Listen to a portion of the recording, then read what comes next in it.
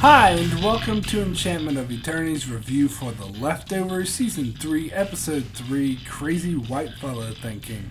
This video is a part of a series of videos where I review episodes of The Leftovers, so I'll have to start with a spoiler warning for The Leftovers up to Season 3, Episode 3. If you haven't seen up to this point, you may not want to watch this video, otherwise some things may be spoiled for you. So this was a pretty interesting adventure episode, the type The Leftovers often do when they follow a character we haven't seen that much through his own adventure. In fact, I found this episode a bit reminiscent of the Matt episodes where he's on a quest and all these obstacles keep popping up in his way to fulfill that quest. Although it is a bit different from those episodes, I felt it had the same kind of feel to it. However, this is the first time we get a standalone Kevin Garvey Sr. episode, so I did find it really interesting in that regard. I wouldn't say this episode gave us any big answers, but it did give us greater insight into Kevin Garvey Sr.'s character. So the episode begins with Kevin Sr. watching an Aboriginal tribe perform the ritualistic dance as he records them and later sneaks onto their land to try to recreate this dance himself with the recording that he made. We soon learn that this is rather frowned upon by the authorities that see this as trespassing and stealing something that doesn't belong to him. And then we see he goes on this quest to find an indigenous man named Christopher Sunday, and when he seeks the help of the liaison to the Aboriginal community, she isn't pleased when she learns what he's doing, but he steals Christopher Sunday's address and goes to see him anyway. So the scene with Kevin Sr. talking to Christopher Sunday was really interesting. Christopher Sunday, by the way, was played by legendary Aboriginal actor David Japoli, who starred in a lot of classic Australian films like Walkabout and The Tracker, and appeared in films like Crocodile Dundee and Rabbit Proof Fence, and whom I once watched a documentary on. And in fact, speaking of Rabbit Proof Fence, the historical events of that film that film depicted was referenced in this episode when Kevin Sr. scolded the Australian government for taking Aborigine children away from their parents. Anyway, this scene was great because we basically get Kevin Sr.'s backstory in this one scene and what he's been up to since he came to Australia, and I found it really interesting that we got all this in a dialogue scene instead of through like flashbacks, and frankly I found it much more powerful that way. It felt more down to earth than if they started with Kevin Sr. saying, "Let me tell you a story," and then they cut to scenes where we actually see Kevin play out these events.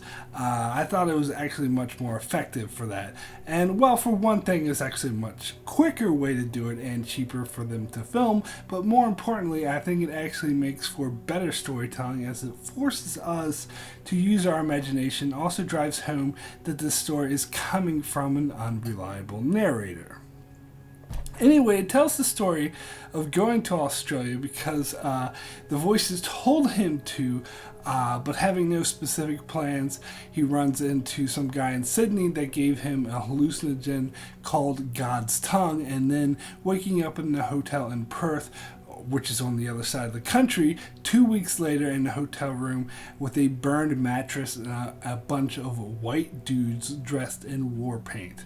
Okay, so for those who haven't seen Season 2 in a while, you may not have catched that this was a reference to the scene in the episode International Assassin where Kevin Jr. was in the afterlife and had a conversation with his dad through a TV. In that afterlife, the smoke alarm in his hotel room kept going off, and it finally went off big time when the TV turned on and Kevin Sr. Was on it, and specifically said that he was in Perth and that he was on a hallucinogen called God's Tongue. And in this scene, Kevin Sr. was dressed in war paint and was with several other guys in war paint, and they were lighting the mattress in their hotel room on fire, and it was heavily implied that the fire was the way that Kevin Sr. was able to communicate with Kevin Jr. in the afterlife. Anyway, Kevin Sr. asked Kevin Jr. if he got the flowers he sent, referencing the flowers that were delivered to Kevin Jr. in the hotel earlier in that episode. episode, which is really interesting because it's implying that Kevin Sr. was able to send him flowers in the afterlife. And apparently there was a message on with those flowers, with the card that was that Kevin Jr. said was blank, but Kevin Sr. said it was supposed to read "Go to the well." And later Kevin Sr. specifically specifies take her to the well, the her being Patty, and Kevin Jr. said that he needs to assassinate Patty because he's an international assassin, but Kevin Sr. retorts that he isn't an international assassin and that he needs to take her to the well.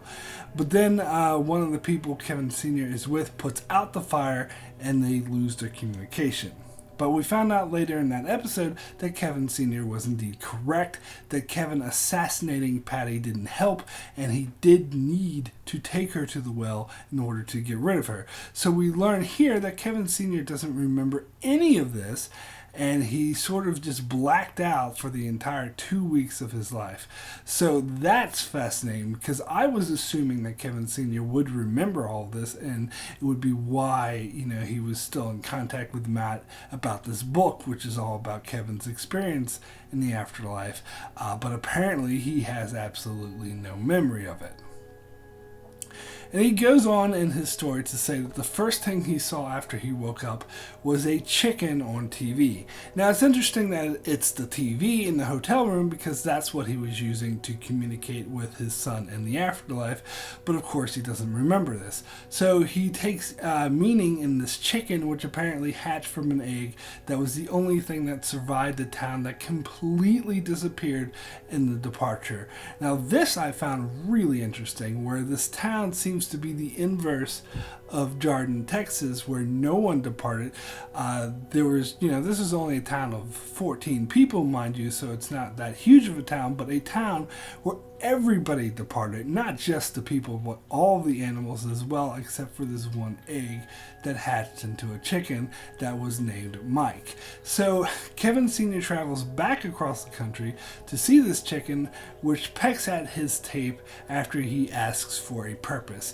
And the tape is of Kevin Jr. has an 8-year-old telling him that he needs to sing to make things better, or to make the rain go away, to stop the floods. And thus we learn what Kevin Sr. has been up to this whole time, where he's learning all the important Aboriginal songs and singing as he feels it's the only way to save the world and stop these biblical floods that will end the world on the 7th anniversary of the departure.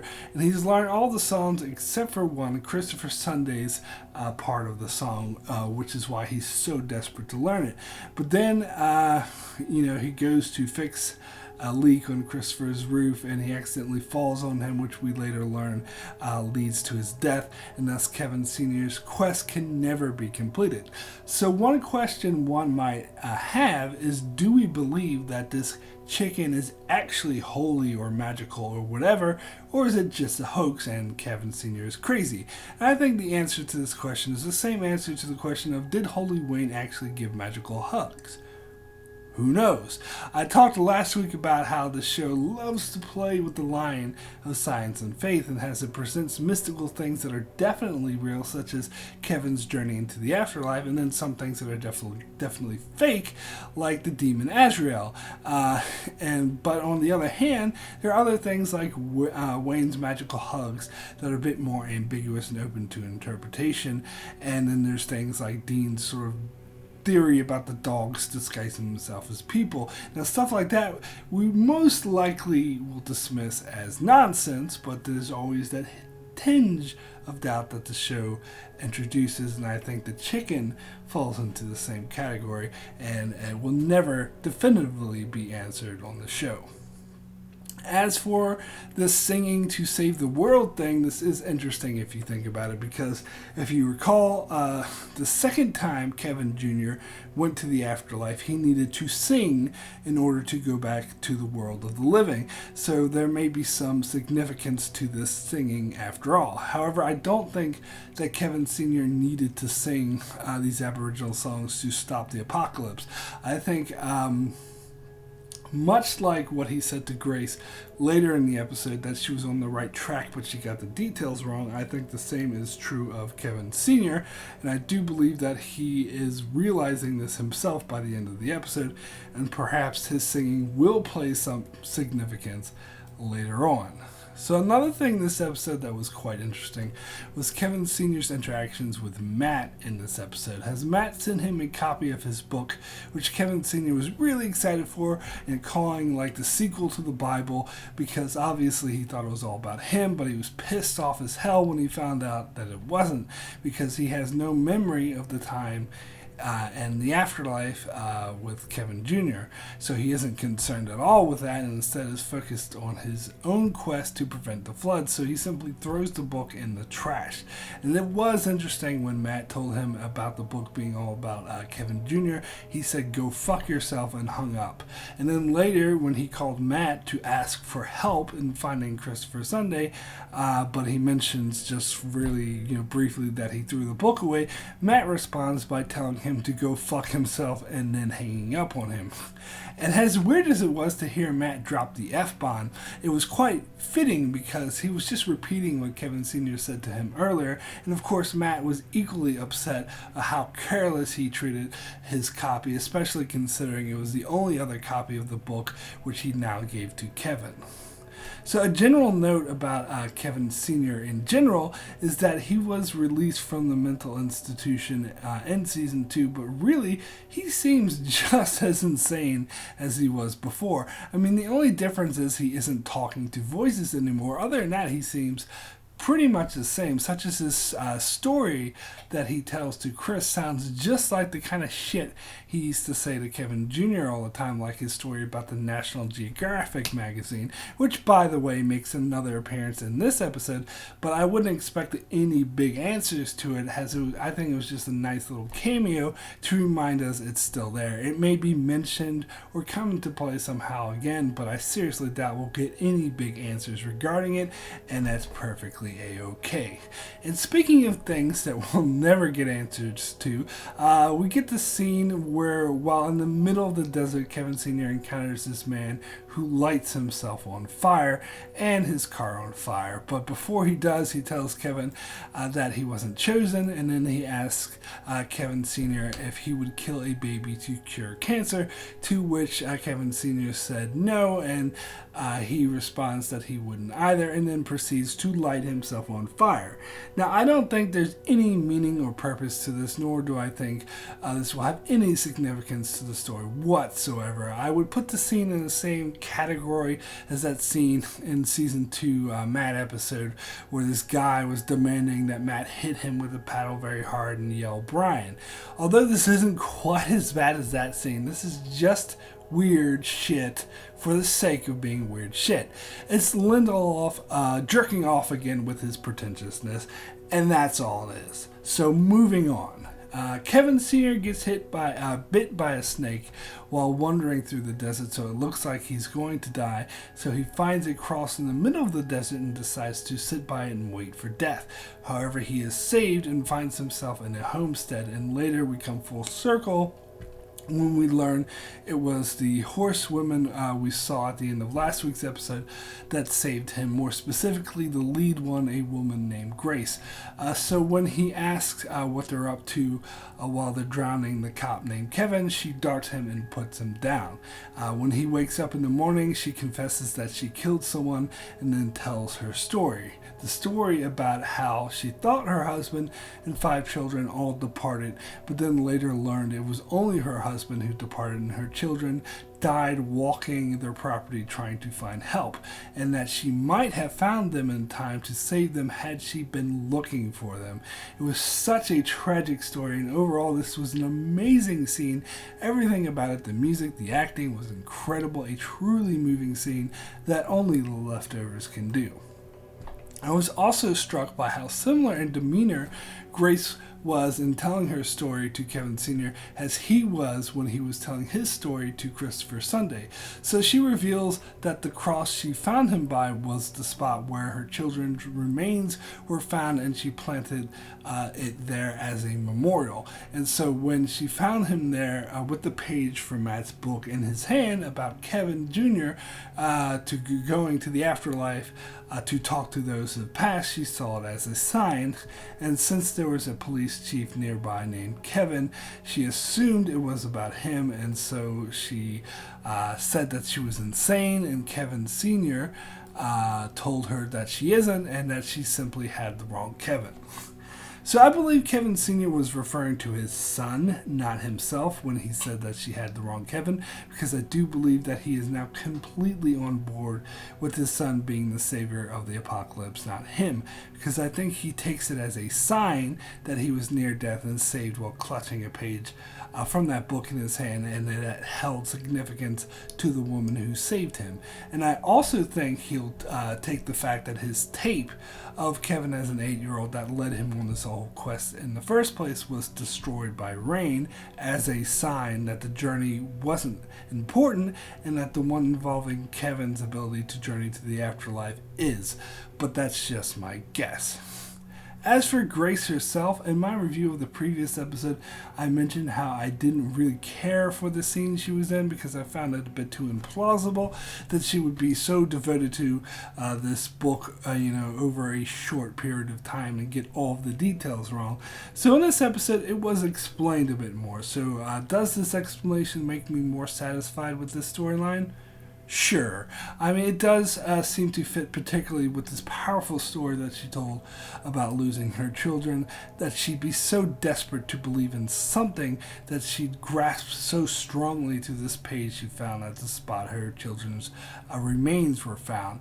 I do still find it hard to believe she would take action before even talking to the man she got the page from, and that she would be so certain that it was the right Kevin, and that she'd be so devoted to some random piece of paper she just read a few days ago. But whatever, lots of weird shit happens in this show, which you just have to chalk up to suspension of disbelief, so I'll just file this under that and move on. So my rating for Crazy Whitefella Thinking out of 10 is an 8, extremely good. It was the kind of slow-paced episode that took a while to tell a simple story, but a very good one, and I was engaged throughout. We got a lot of great information that explored Kevin Sr.'s backstory more and explained a bit more about what is going on. And I love the use of the music in this episode, and the whole way it was edited, and of course Scott Glenn's performance here was simply amazing. He reminded me a lot of old hippies that I've met that have done a bit too much LSD in their lives. And of course, Grace's story at the end was a classic example of the best heartbreaking, chilling scenes that this show does best. So that's it for my review of Crazy Whitefella Thinking. Be sure to check back here every week as I continue to review every episode of The Leftovers. Also be sure to check out my channel for many more videos on other shows like Game of Thrones, Star Trek, Better Call Saul, The 100, and more. So be sure to subscribe so you can keep up with all of that. Thanks a lot for watching.